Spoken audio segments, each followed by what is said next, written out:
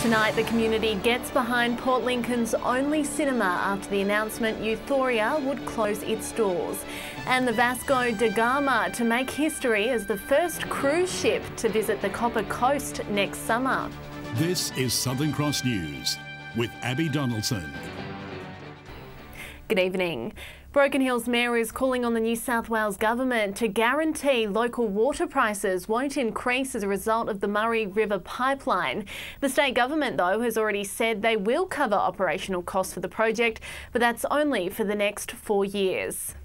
Last week, the New South Wales Regional Water Minister made a promise to Broken Hill locals. Water prices won't increase in Broken Hill as a result of this project. The state government announcing that it will cover the operational and maintenance cost of the Murray River pipeline. However, the subsidy will only be for the first 4 years, and Broken Hill's Mayor is concerned. We believe that if you can actually remove the pipeline, the cost of the pipeline during the IPART determination for this 4 years, then you can remove it permanently.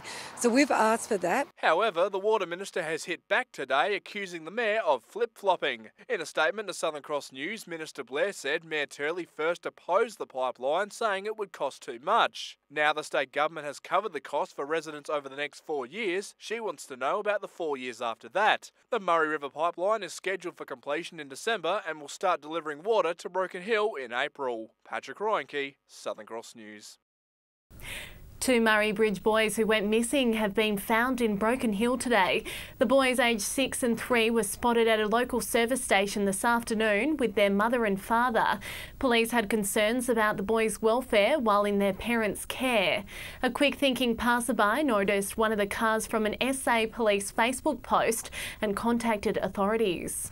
We got called down here and Mum and Dad have been arrested and they'll be extradited back to South Australia where they'll be formally charged. The boys' parents are facing kidnapping charges. Whyalla is on track to have a state-of-the-art waste transfer system next year after the new Whyalla Waste Depot received a substantial grant to help with its construction. The state government has awarded $250,000 to the project. It'll be built in the Whyalla Industrial Estate, replacing the current site at Mount Laura, and will use advanced technology to sort waste. Waste company Veolia will manage the $3 million facility after securing a 10-year contract earlier this year. It'll also take over bin collection from 2021. News of the closure of Port Lincoln's only cinema has sent shockwaves through the community. Meanwhile, some local leaders are already coming up with possible solutions to keep the movie screens rolling. For a Wednesday evening, this is one of the busiest nights the cinema has seen in some time. The outpouring of response from the community has just been phenomenal. It's so great to see that so many people care about the cinema. It comes from the announcement this week that West Coast Youth and Community Support could no longer continue operating the silver screen at a financial loss. A shock to many in the community. To be honest, I was actually devastated. I go probably once a month to the cinema. I'm a movie geek, love it. And I'd like to find out some way that people could make a move as a town to save the theatre. There must be a way of getting funding. Those thoughts have been echoed by many community leaders, including Jack Ritchie, who's had significant experience in rebuilding regional cinemas across New South Wales. So we looked at a way to create a model to create sustainable cinema operations in those towns, and through that, with the support of state government and local government. But says support would need to begin with the people power of the community. Casey Trelaw, Southern Cross News. In a little over 3 weeks' time, people from across the nation will pay tribute to those who have lost their lives in war. It'll mark the 100th anniversary of Remembrance Day, and veterans from Port Augusta are anticipating this will be their biggest year yet.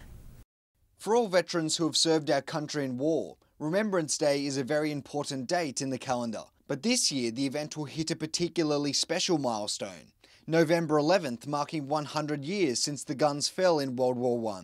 100 years on from the armistice or whatever, we still carry on the service every year. The Port Augusta RSL is preparing for one of their 2 biggest days of the year, the other being Anzac Day. Although while Anzac Day commemorates a battle, the date in November is a lot more sombre. This commemorates the end of hostilities and yeah, you remember the fallen more than anything. A service will be held at 11 a.m. at Gladstone Square, before veterans and their families are encouraged to attend a barbecue and drinks at the RSL Club.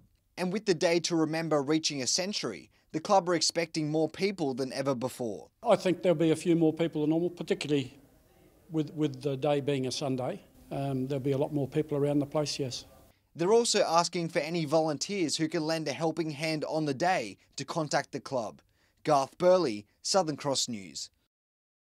Whyala's new on-the-run petrol station has partnered with St John's Ambulance to host a portable defibrillator. St John says the devices are critical in reducing the risk of death from sudden cardiac arrest. Heart attacks can happen suddenly and without warning, anywhere at any time. Getting the heart started with a defibrillator within the first 2 minutes is critical for a patient's survival chances. You're looking at having your patient get a 80% chance of survival, but every minute that passes after that first 2 minutes, you'll lose 10% of that chance of survival. Whyala's newest petrol station will now host a life-saving device. OTR has partnered with St John's to install one outside its Playford Avenue store. The machines are easy to access and easy to use. When you open up the lid, it'll start talking to you. It'll take you through all the prompts of going on through. When you're in this situation, hopefully you've called South Australian Ambulance Service. It now means all 3 OTR stores in the Iron Triangle are equipped. And it's not just for station customers, with the machine available for situations nearby. If you're across the road or up the street, you can come and grab the defib here and then use it in the situation where it's needed. John Hunt, Southern Cross News. Still to come tonight, members of the South Australian Men's Shed Association get together in the Mid-North, and the Vasco da Gama to make history as the first cruise ship to visit the Copper Coast. Welcome back. Members of the South Australian Men's Shed Association converged on the mid-north town of Crystalbrook for their annual barbecue today. It was a great chance to catch up with old mates and also discuss the importance of mental health. There were plenty of men, but not a single shed in sight. The barbecues were working overtime in Bowman Park to feed plenty of hungry blokes. A meeting of the men's sheds for the Men's Shed Association of Australia, and we have men's sheds from across the mid-north coming, some from the Gilbert Valley, Clare Valley, Whyalla and Orroroo. Behind all the fun, there was a serious message about everyone looking after their health and well-being. The foundation of the group was built on the dream of fighting depression and social isolation through mateship. Today it's grown into something much bigger, starting from a few mates in a shed into an Australian-wide community. Comradeship, togetherness, group goals. There's so much knowledge that's sitting in the community that's not being used otherwise.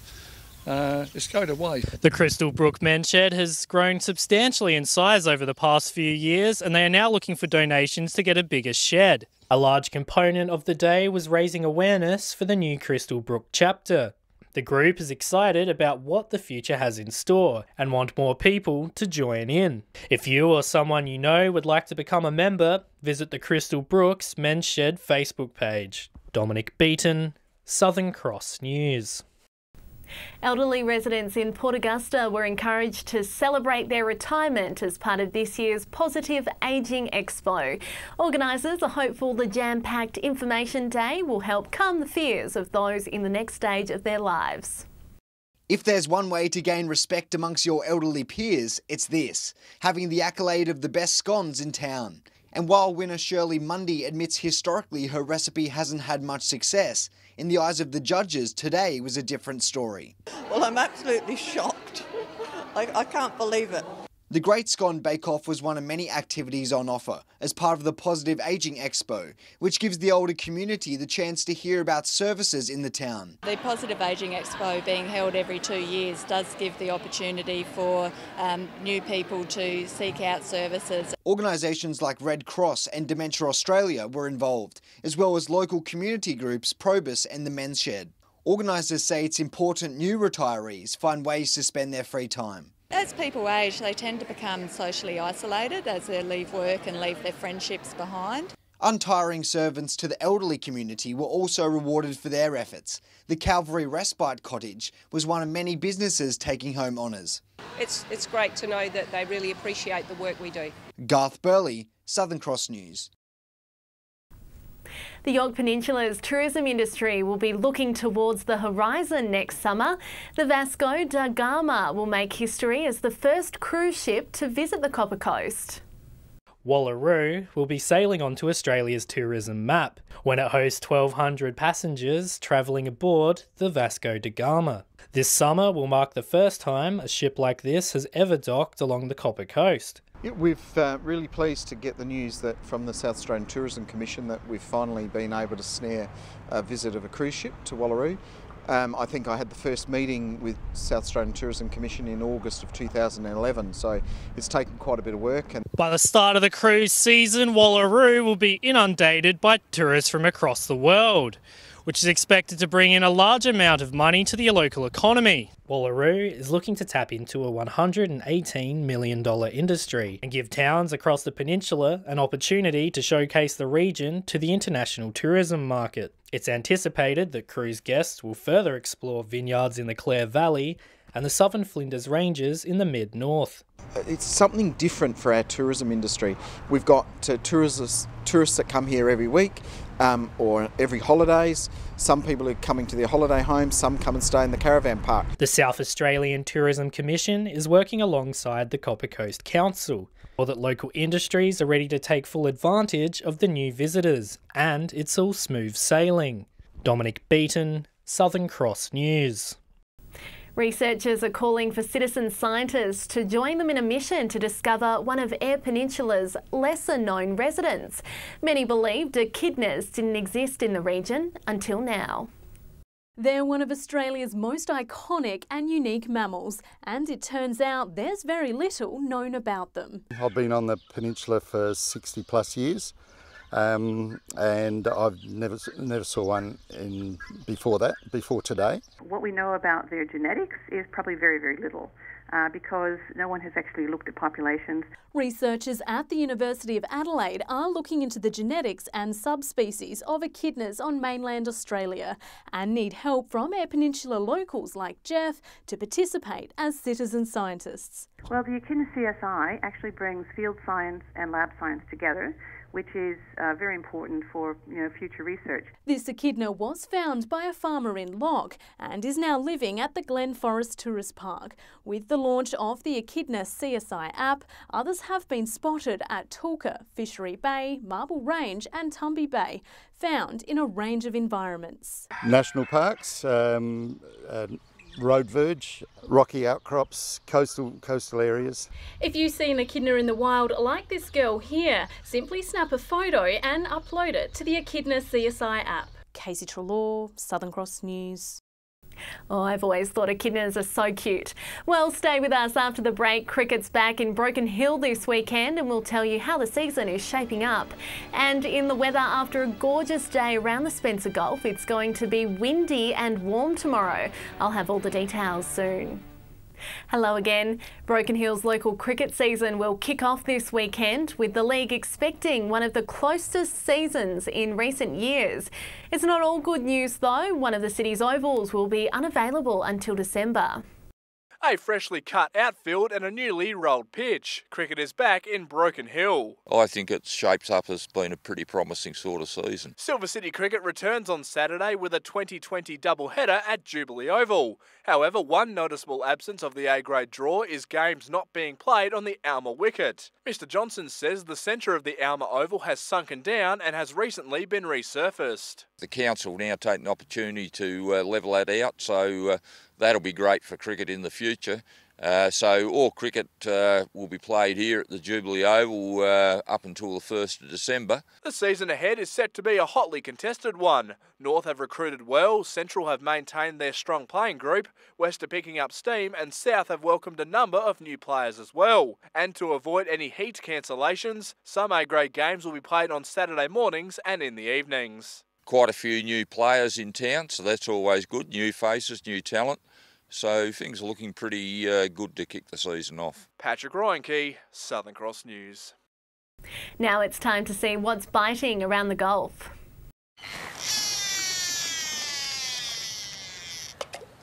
G'day and welcome to Fishing Tips in Port Lincoln. Well, locally the whiting have improved in the local bays.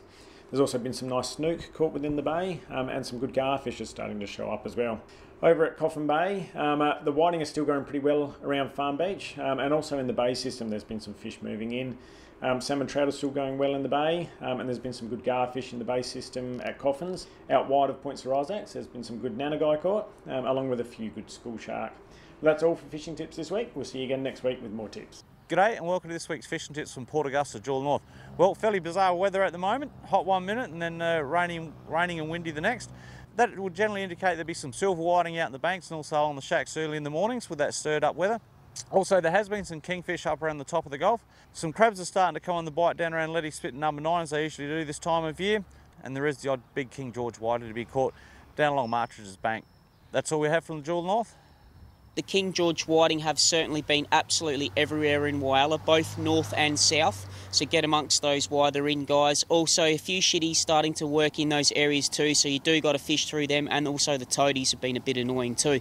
For the snapper front, down towards Cowlard's Landing in the shallows, both sun up and sun down have been producing. A few boats have been missing as well, but they are starting to show up. Squid down towards Mount Young have been a little bit thinner. And north of Whyalla around the Point Lowly area has been some good schools of salmon land-based and also a few silver whiting coming from the Whyalla foreshore.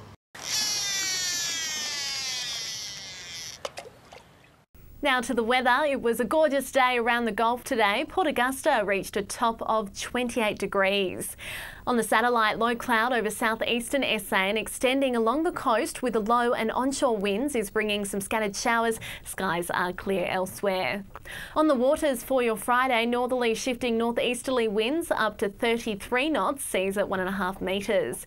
To the Friday forecast now, and it's going to be a warm and windy one for most centres. Temps will soar into the 30s for Port Augusta, Whyalla and Port Pirie.